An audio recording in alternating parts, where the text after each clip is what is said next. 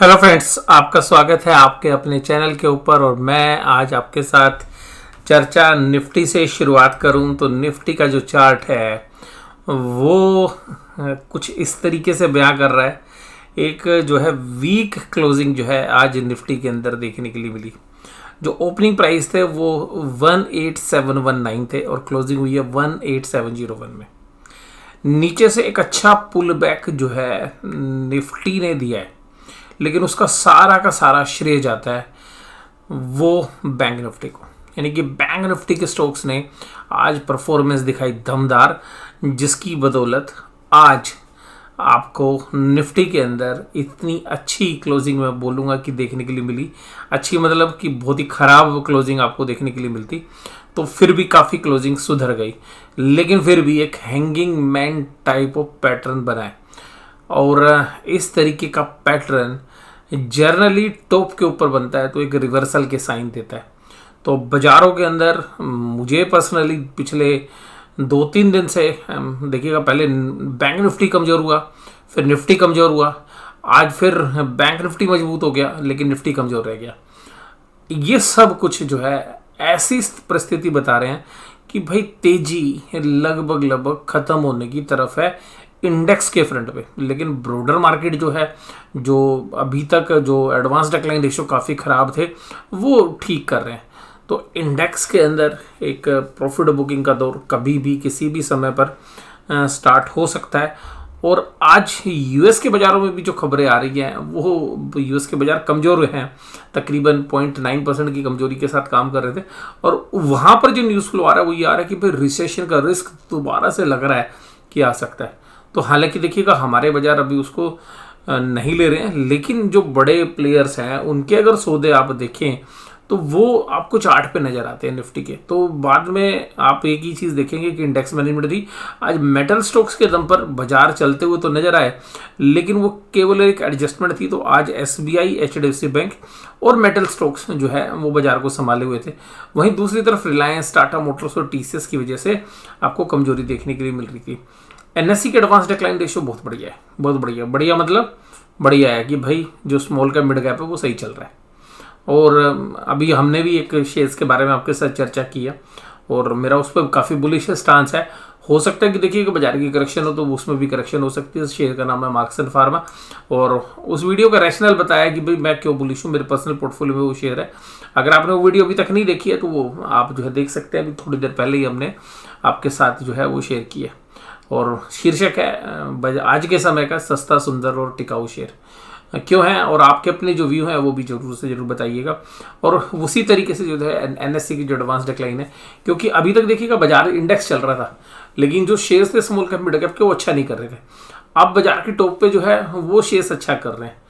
तो ये जो है आप देखेंगे कि बाजारों के अंदर जो स्मॉल कैप, मिड कैप के वो शेयर्स अच्छा करने की कोशिश कर रहे हैं जिनके पिछले क्वार्टर रिजल्ट्स अच्छे थे। और एनएससी की एडवांस डिक्लाइन रेशियो हालांकि आज थोड़ी सी अच्छी है, लेकिन फिर भी ऊपरी लेवल्स पे जहाँ पे बाजार खुलते हैं उन लेवल्स पे नहीं सस्टेन कर पा रही है। ये थोड़ी सी चिंता की बात जो है रहती है। और बाजार में आपको आज पैटर्न भी देखिएगा, निफ्टी में वीक ही बना है। हिंडाल्को, टाटा स्टील, यूपीएल और कोल इंडिया जैसे शेयर्स ने आज बाजी संभाली। Apollo hospital, Tata Motors, Reliance industry और टेक महिंद्रा जैसे शेयर्स कमजोर थे। इसके साथ अगर बात करें निफ्टी बैंक, लास्ट के 1-1.5 घंटे के अंदर इसने नीचे से पुल बैक दिया और जिसकी बदौलत आपको निफ्टी की सही क्लोजिंग देखने के लिए मिली। और ये जो मुझे लगता है कि निफ्टी बैंक की जो आज की जो तेजी है वो वास्तव में निफ्टी को एडजस्ट करने के लिए जो है दिखाई गई है। क्योंकि अगर निफ्टी वीक हो जाएगा, आज अगर वो वीक क्लोज होता तो फिर देखिएगा निफ्टी बैंक जो है कैसे संभालता। तो निफ्टी बैंक ने संभाल लिया। और आपको बता दूं कि निफ्टी के अंदर ओरिजिनल वीकनेस तभी बनेगी जब निफ्टी बैंक में वीकनेस बनेगी। और निफ्टी बैंक में वीकनेस बनेगी जिसकी हमें उम्मीद है कि आपको जल्दी वो समा देखने के लिए मिलेगा। और इस हफ्ते के अंदर शायद हम उम्मीद कर रहे हैं कि हफ्ते के अंत तक आपको मिल जाए। और वो लेवल होगा 42,900 के नीचे क्लोजिंग, 42,900 के नीचे क्लोजिंग। और 42,900 के नीचे जब क्लोजिंग होगी तो आपको उसके बाद कुछ करेक्शन आपको देखने के लिए मिलेगी, फिर कुछ कंसोलिडेशन मिलेगी और फिर हमें लगता है कि 41,500, 41,500 के आसपास निफ्टी बैंक जाता हुआ नजर आएगा। तेजी भी करनी होगी तो मंदी भी करनी होगी, तो बट 41,500 एक मेजर एरिया है जहां पर बाजार को जाना है और उसकी उम्मीद हमें काफ़ी अच्छी है और वो इसी महीने के अंदर अंदर जाएगा ऐसी हम उम्मीद कर रहे हैं। और उसकी शुरुआत जो है आपको बहुत ही जल्द जो है देखने के लिए मिलनी चाहिए मेरे हिसाब से। और उसका जो पहला संकेत आएगा वो आएगा 42,900 के नीचे बाजार जैसे ही क्लोजिंग बेसिस पर बंद होता है, आप एक जबरदस्त वाली प्रॉफिट बुकिंग देखेंगे, क्योंकि बाजार में जो रन अप आया है उसका प्रॉफिट बुकिंग ड्यू है। और उस प्रॉफिट बुकिंग का जो पहला पड़ाव बनता है वो बनता है 41,500। हालांकि 42,200 है बट वो शॉर्ट पीरियड का है, लेकिन मेजर जो पड़ाव बनता है वो 41,500 बनता है, 41,500।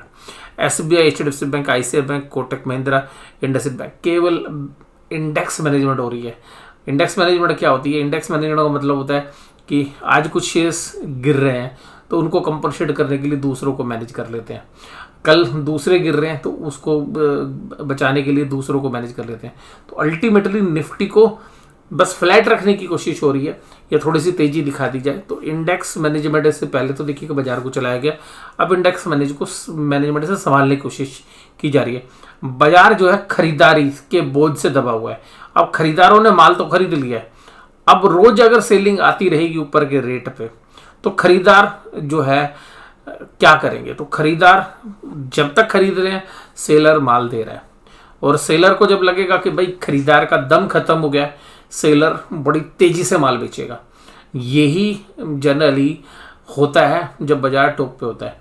तो अभी तक जब तक बाजार बाइंग को ऑब्जर्व कर रहा है करने दें, और उसके बाद जैसे ही बाइंग थोड़ी सी बायर थोड़े से ढीले पड़ेंगे जो सेलिंग बड़ी शार्प होगी।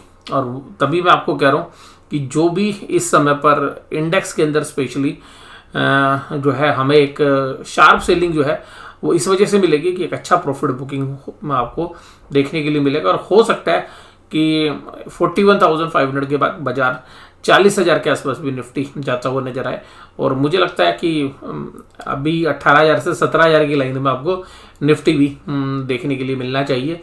और ये व्यू मेरे देखिएगा पिछले 6-7 दिन से है, और मैं 6-7 दिन से यही कह रहा हूँ कि भाई बाजार तो 6-7 दिन से बाजार ने करा भी कुछ नहीं है। हालांकि इस पूरे जो घटनाक्रम है उसमें केवल बैंकों ने संभाल रखी है बाजी, जबकि फाइनेंशियल्स भी वीक हो रहे हैं। मतलब जो बाकी NBFCs हैं वो थोड़े से बैकफुट पर आ गई हैं।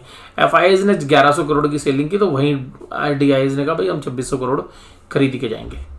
और उसके बाद FIIs की इंडेक्स जो फ्यूचर्स हैं वो 239 करोड़ की मामूली सी बाएंगी। इंडेक्स ऑप्शंस खरीदी हैं 2266 करोड़ की।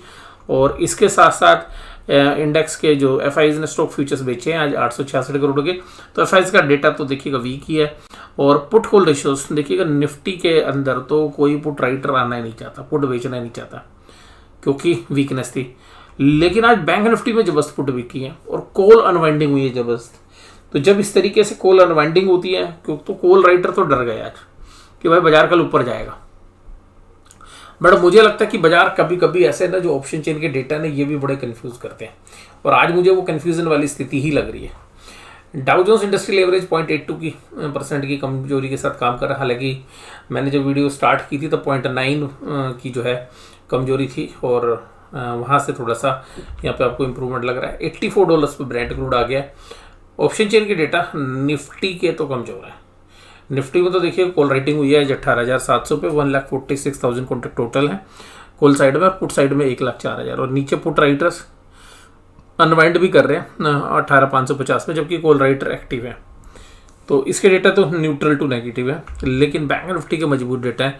सभी कॉल राइटर आज ट्रैप हो गया, यानी कि जो लास्ट के 1 घंटे में बाजार चला तो कॉल राइटर को लगा भाई कल तो पोजीशन फंस जाएगी तो अपनी अनवाइंडिंग कर लो। तो यहाँ तो अनवाइंडिंग हुई है और यहाँ पुट राइटिंग हुई है। पर मैंने बहुत बार ऐसा देखा कि बाजार इस तरीके से पुट राइट करके ना एकदम गैप डाउन ओपनिंग करा देता है। तो बाजार जो है गैप डाउन की तो अभी संभावना नहीं है, लेकिन बहुत बार हमने देखा है कि ऐसे हम पुट राइटिंग करते हैं और कभी कभी हम फंसते हुए नजर आते हैं, क्योंकि बाजार बहुत मजबूत होता है, क्लोजिंग मजबूत दे रहा होता है। तो उस समय पर लास्ट के आधे घंटे में क्या होता है कि भाई मजबूत बाजार है, कल तो एक 200-300 पॉइंट का गैप अप होगा, चलो बेचो पुट और सुबह सुबह अपनी पुट को जो है कवर कर लेंगे। लेकिन कभी कभी हमारे साथ ऐसा होता है, मतलब बहुत कम होता है कि भाई मजबूत बाजार के अंदर अच्छी पुट राइटिंग हो और बाजार जो है पुट को इन द मनी कर दे, यानी कि पुट ही हमारी फंस जाए जो हमने सेल कर रखी है। तो ऐसी परिस्थिति बाजार के टॉप में होने की संभावना ज़्यादा होती है, या कोई बहुत बड़ा इंटरनेशनल न्यूज़ होती है तो। लेकिन अभी जो बाजार के टॉप के आसपास जो निफ्टी की क्लोजिंग है उससे ऐसे संकेत आ सकते हैं। एक दूसरा भी है कि जो एग्जिट पोल के जो रुझान आ रहे हैं वहाँ पे देखिएगा बीजेपी जो है क्लियरली जो है विन कर रही है गुजरात के अंदर। और जो दूसरा है, क्योंकि वहाँ पे वैसे कंपटीशन था नहीं और आम आदमी पार्टी और कांग्रेस को जो वोट मिली है उसमें ऐसा लग रहा है कि उन्होंने जो आपस में एक दूसरे की वोट काटी उसका बेनिफिट भी बीजेपी को मिल रहा है।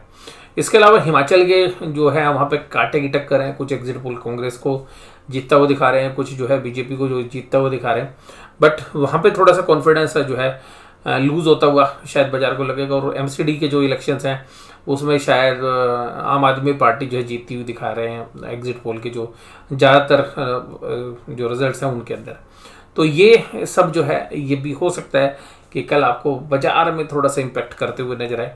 और हालांकि जो बीजेपी की क्रेडिबिलिटी है, जो मोदी जी की क्रेडिबिलिटी है, उसको बाजार किस तरीके से लेता है, क्योंकि देखिएगा इससे हालांकि ज़्यादा जो 2024 में इलेक्शन होने हैं ज़्यादा फर्क तो नहीं पड़ेगा। बट अगर हिमाचल में कांग्रेस थोड़ा सा फ्रंट फुट पे आती है तो वो शायद बाजार को शायद पसंद ना आए। और जो फेवरेट बैट है वो आपको पता ही है कि बाजार की फेवरेट बैट तो कौन सी पॉलिटिकल पार्टी है मेरे को कहने की ज़रूरत नहीं है। तो बस मैं पॉलिटिकली ज़्यादा चर्चा करूंगा भी नहीं आपके साथ, बट क्योंकि अब एग्जिट पोल था और जो उसके इम्पैक्ट बाजार पे हो सकते हैं तो वो चर्चा जो है मैंने करने की आपके साथ कोशिश की है। और आज की वीडियो में केवल इतना ही। वीडियो देखने के लिए धन्यवाद। Thank you very much.